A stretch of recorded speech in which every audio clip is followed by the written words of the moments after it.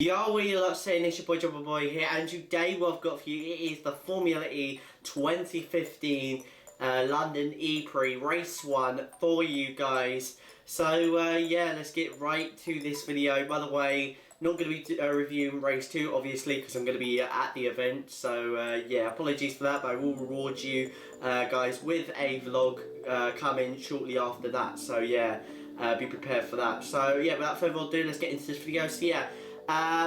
We'll start off in qualifying, and basically what happened in qualifying, there was a lot of action going on. In Q1, no real accidents really happened, to be honest, so it was all good, nice and clean, I would say. Lucas de Grassi set the fastest lap in Q1. Second was Sam Bird. Sarazan, who was looking good to be up there, really was struggling. He was struggling with his car and whatnot. He was struggling for traffic and all that kind of stuff. He was even raging quite a lot because of that. And as a result, yeah, he was 5th after the end of that, which I think then demoted him to 14th. So yeah, I'm lucky for him. Moving into Q2.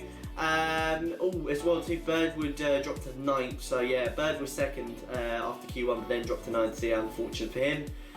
Moving on into Q2, we saw an incident going on as well too in Q2. We saw Jean-Eric Verne locking up and running wide, but then he would carry on and move up into, I think it was 5th, I believe, so yeah, 5th place, which was a good result for him.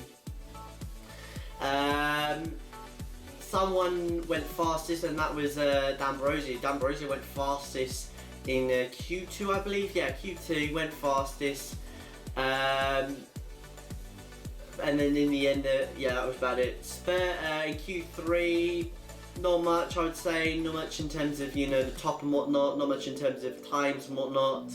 Nobody really setting the headlines, I would say, in Q3. So yeah, moving. Oh, we did see an. Oh, but we did see an accident as well in Q3, I believe. Yeah, Q3.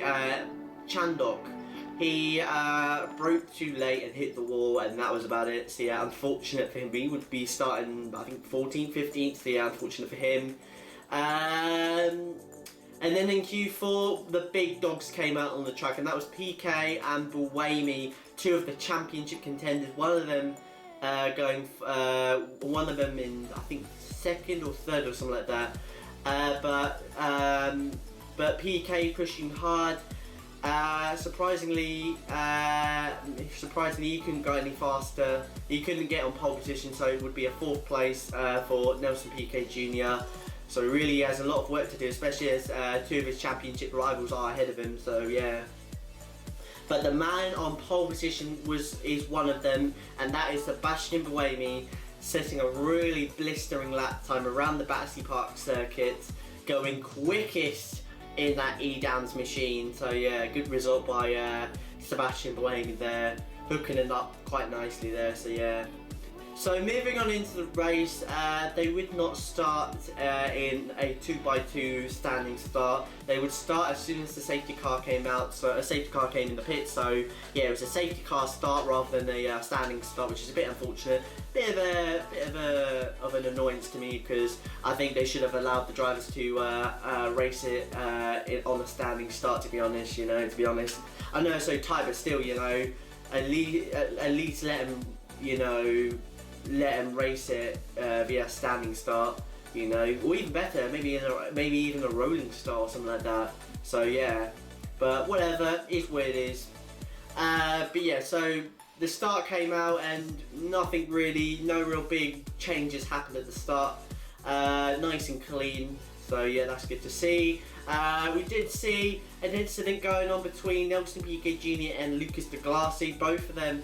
Nelson Piquet had a run going into one of the chicanes at the by the lake, but it didn't work out as both of them touched, and Nelson had to concede the position to Lucas de Grassi. So Lucas would keep that 3rd place.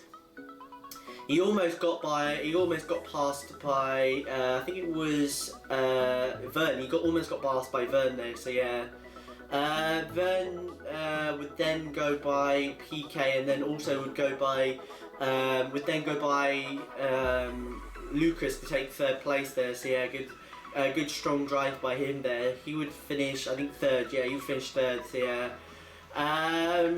We also saw some battling going on between Senna and Bird, but Bird didn't really find a way past during the first stint. So yeah. But going into the pit stops,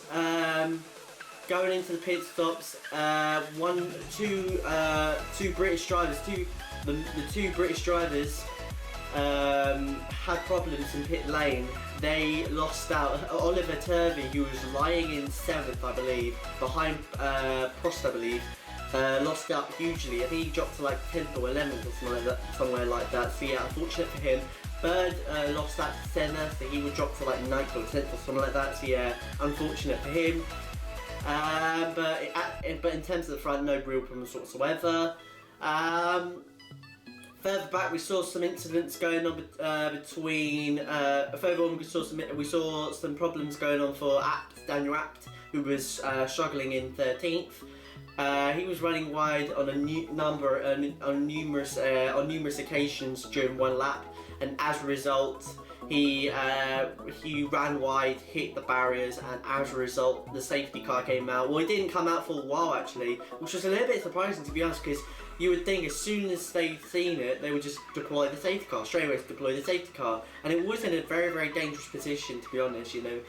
Especially as this track is very, very tight, you know. It was in a very, very dangerous position, so very, very surprised that they didn't bring out the safety car immediately. So yeah, there was another incident as well. That was Sakon Yamamoto, the wild card for this Grand Prix at London. He had problems with his electrical motor. He would retire from the race at the exit of the pit lane. So yeah, as a result, I think that might have just done it.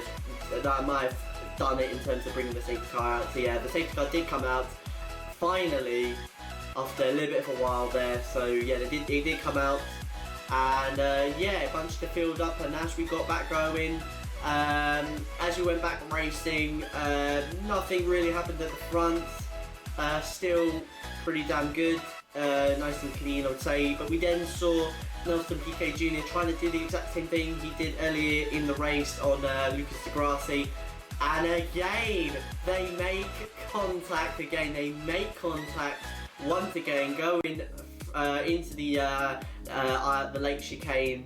And really, what do I think of it? I think honestly, Lucas has the line going into the corner. It's his line, and I think Nelson was just trying to force. I think Nelson was just going for a gap that is certainly not going to be there. So yeah, thankfully he backed off, and really after that he just dropped back into the clutches of Sam Bird. So yeah, he dropped into the clutches of Sam Bird. But thankfully Nelson had enough to, and also he was running out of electrical energy there. He was only about 5 or 4% away from running out, with only about a few laps to go. So yeah, but thankfully he did have enough to get through the line ahead of Sam Bird, so he would get 5th place.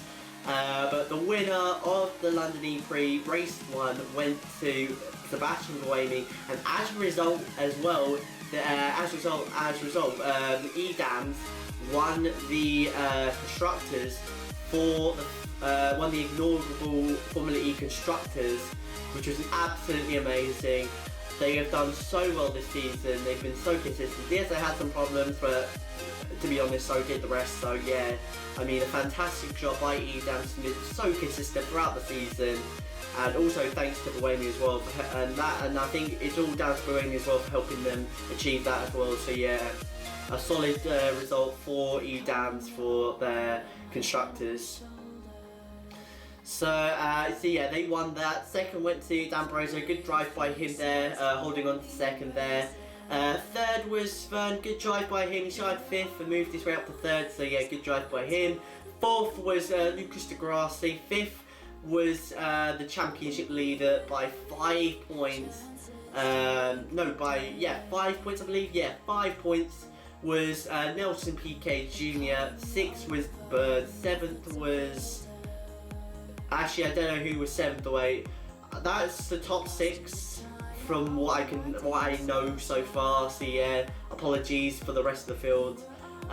So yeah, but in the end, a very good, very good race, a very good day overall. I'd say. If I was to give this out of 10, I'd give this an 8. A very solid weekend, a very solid day. So yeah, and we're gonna be doing this, and tomorrow they're gonna be doing it all over again on a Sunday. And on Sunday I'm gonna be there, gonna be vlogging it. So yeah, I mean, I'm absolutely excited for tomorrow. Should be good, should be awesome. And yeah, hopefully I will see a lot of you guys there as well. So yeah, that's been this video. I hope you guys enjoyed it. If you did, then hit the like button below, subscribe if you're new, and yeah, I'll see you guys next time. Boy, I am out. Peace!